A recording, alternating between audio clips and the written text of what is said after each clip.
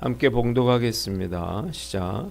이 말씀을 하신 후 8일쯤 되어 예수께서 베드로와 요한과 야고보를 데리고 기도하시러 산에 올라가사 기도하실 때에 용모가 변화되고 그 옷이 휘어져 광채가 나더라. 문득 두 사람이 예수와 함께 말하니 이는 모세와 엘리야라. 영광 중에 나타나서 장차 예수께서 예루살렘에서 별세하실 것을 말할세. 베드로와 및 함께 있는 자들이 깊이 졸다가 온전히 깨어나 예수의 영광과 및 함께 선 두 사람을 보더니 두 사람이 떠날 때에 베드로가 예수께 여짜오되 주여 우리가 여기 있는 것이 좋사오니 우리가 초막 셋을 짓되 하나는 주를 위하여 하나는 모세를 위하여 하나는 엘리야를 위하여 하사이다 하되 자기가 하는 말을 자기도 알지 못하더라. 이 말할 즈음에 구름이 와서 그들을 덮는지라. 구름 속으로 들어갈 때에 그들이 무서워하더니 구름 속에서 소리가 나서 이르되 이는 나의 아들 곧 택함을 받은 자니 너희는 그의 말을 들으라 하고 소리가 그침에 오직 예수만 보이더라. 제자들이 잠잠하여 그 본 것을 무엇이든지 그때에는 아무에게도 이르지 아니하니라. 아멘. 오늘은 누가복음 9장 말씀을 가지고 내 아들의 말을 들으라 이런 제목으로 묵상 나눔하도록 하겠습니다. 먼저 28절로 36절인데 28절을 봅니다. 예수께서 베드로와 요한과 야고보를 데리고 기도하시러 산에 올라가사 그랬습니다. 예수님이 이전에 아무든지 나를 따라오려거든 자기를 부인하고 자기 십자가를 지고 나를 쫓으라 이렇게 말씀을 하셨고요. 그리고 8일 후에 베드로와 요한과 야고보를 데리고 기도하러 산에 올라가셨습니다. 본문이 우리에게 주는 교훈이 있는데 특별하게 쓰임받는 제자가 되라는 것입니다.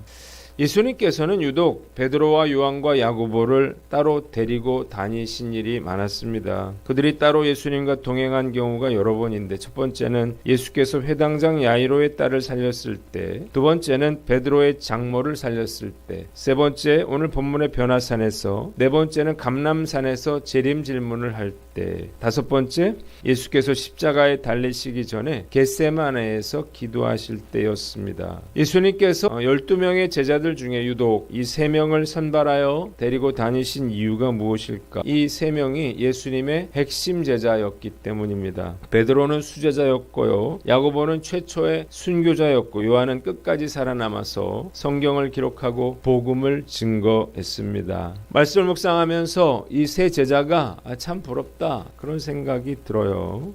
그래서 저도 베드로와 야고보와 요한처럼 특별하게 쓰임받는 제자가 됐으면 좋겠다 그런 생각을 하게 됩니다. 어떻게 하면 그렇게 할 수 있을까요? 방법이 있습니다. 예수님과 친밀한 관계를 유지하고 또 동행하려고 노력하는 것입니다. 만일 우리가 예수님 가까이에 있고 또 예수님과 늘 동행할 수만 있다면 우리도 베드로와 야고보와 요한처럼 예수님께서 행하신 일들을 가까이 지켜볼 수 있고 또 누구보다 하나님 나라를 위해서 귀하게 쓰임 받을 수 있을 것이라 믿습니다. 오늘 말씀 앞에서 난 어떤가 스스로를 돌아보고 주님과 동행함으로 예수님께 특별하게 쓰임 받는 저와 여러분들 되시기를 바랍니다. 두 번째는 29절로 33절인데 33절을 봅니다. 주여 우리가 여기 있는 것이 좋사오니 그랬습니다. 예수께서 기도를 하실 때 얼굴 모습이 변하고 옷이 눈부시게 희고 빛이 났습니다. 그런데 두 사람이 예수님과 대화를 하고 있었는데요. 바로 모세와 엘리야였습니다. 그들이 영광에 쌓여서 장차 예수께서 예루살렘에서 십자가에 못 박혀 죽으실 것에 대해서 말하고 있었어요. 제자들은 졸다 깨어나 넋을 잃고 이 광경을 쳐다보던 중에 모세와 엘리야가 떠나갈 때 베드로가 예수께 주여 우리가 여기 있는 것이 좋사오니 우리가 초막 셋을 짓되 하나는 주를 위하여 하나는 모세를 위하여 하나는 엘리야를 위하여 하사 사이다 이렇게 말을 했습니다. 베드로는 놀랍고 감격스러워서 자기가 지금 무슨 말을 하는지조차 깨닫지 못했습니다. 본문이 우리에게 주는 교훈이 있는데 은혜 받는 것에 머무르지 말아라는 것입니다. 왜 베드로가 우리가 여기 있는 것이 좋사오니 그렇게 말을 했을까요? 너무 좋아서였어요. 자, 예수님의 형상이 변화된 것 그리고 모세와 엘리야를 만난 것 이것은 그에게 큰 만족감을 주었습니다. 있습니다. 그래서 초막셋을 짓고 여기서 영원히 함께 살자 그렇게 말하고 있는 것입니다. 베드로는 예수님이 죽으시고 부활하셔야 한다는 말씀도, 또 자기들이 예수님의 제자라고 하는 것도,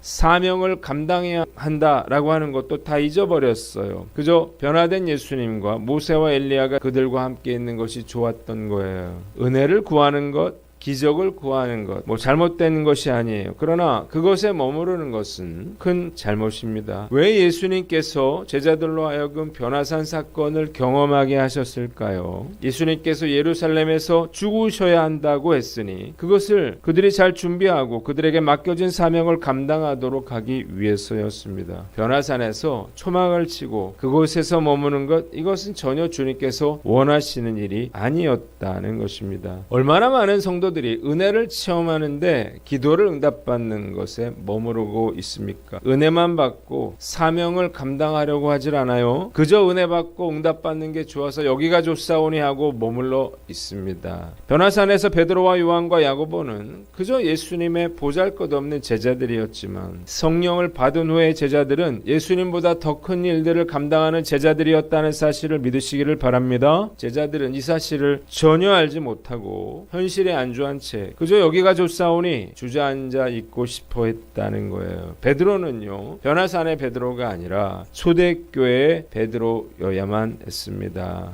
오늘 말씀 앞에서 나는 어떤가 스스로에게 물어봐요. 나도 혹시 그저 여기가 좋사오니 하고 그 자리에 주저앉아 있고 싶어 하지는 않는가? 변화하기도 싫고 사명 감당하고 싶지도 않고 그저 은혜의 자리에만 머물러 있고 싶어 하지는 않는가 돌아봅니다.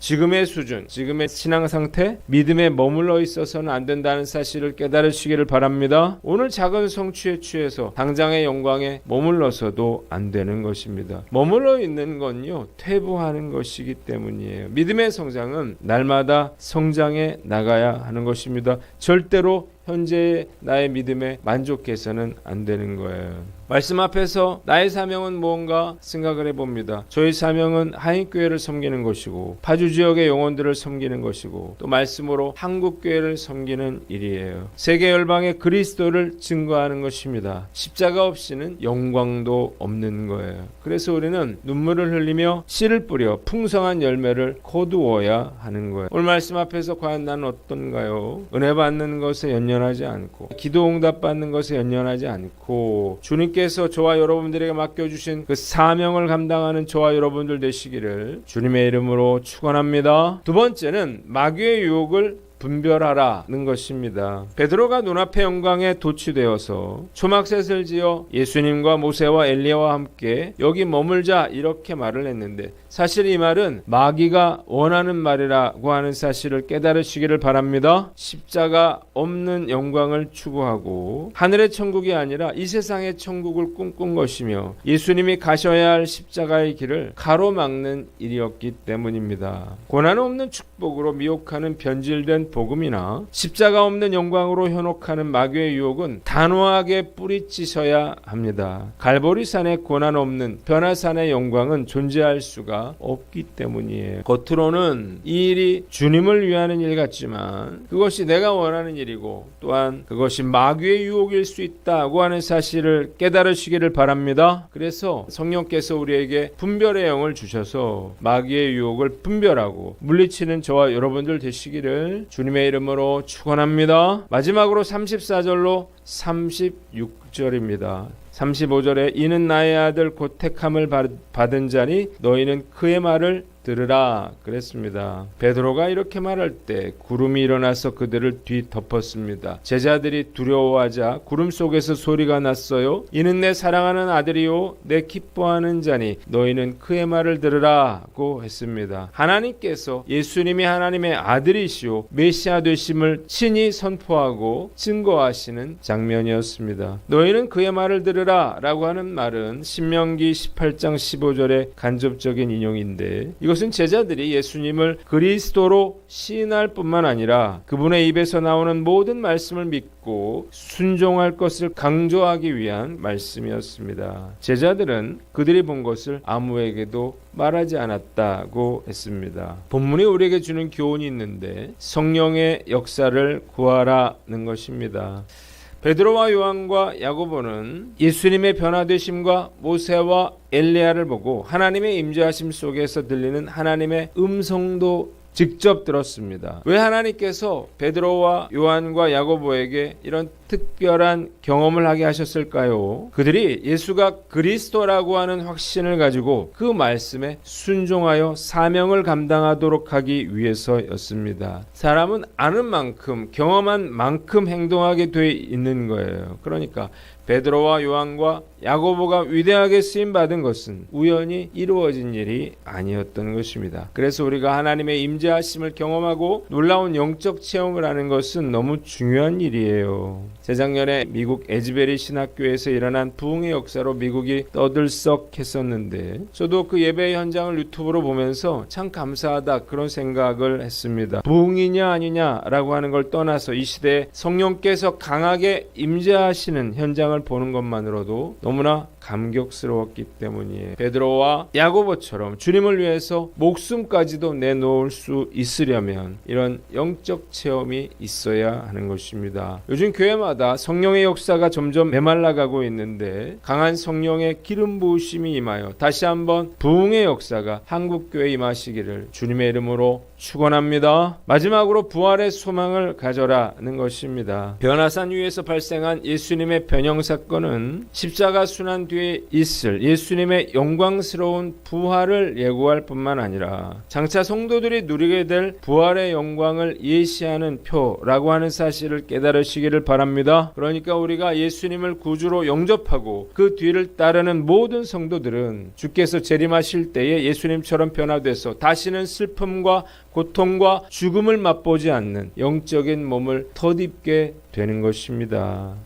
얼마나 놀라운 일인가요? 그래서 그리스도 안에 있는 자들은 힘들고 어려운 상황 가운데 있다더라도 세상 사람들처럼 슬퍼하거나 낙심하지 말아야 하는 거예요. 어려움이 있을 수 있죠. 그러나 인생은 짧고요. 그리고 우리가 주님 앞에서는 그날에 신령한 몸으로 부활하게 될 줄 믿습니다. 나이를 먹고 인생을 살아가면서 참 인생이 덧없구나 그런 생각을 깊이 하게 됩니다. 돈도 명예도 성공도 모두 다 부질없는 일이에요. 특히 죽음 앞에서는 아무런 의미도 없는 것입니다. 수많은 장례식을 치러본 저는 이 사실을 너무나 잘 알고 있어요. 그래서 저는 정말 주님께서 속히 이 세상에 재림하시기를 간절히 소망하고 있습니다. 사순절 기간인데요. 우리가 이 기간 동안 예수님의 십자가를 깊이 묵상하며 부활의 그날까지 믿음으로 살아가는 저와 여러분들 되시기를 주님의 이름으로 축원합니다. 기도하겠습니다. 하나님 아버지, 우리가 특별히 쓰임받는 제자가 되고 은혜 받는 것에 만족하지 않고 마귀의 유혹을 분별하며 이 시대에 다시 한번 성령의 역사가 강하게 일어나는 것을 보게 하여 주시옵소서.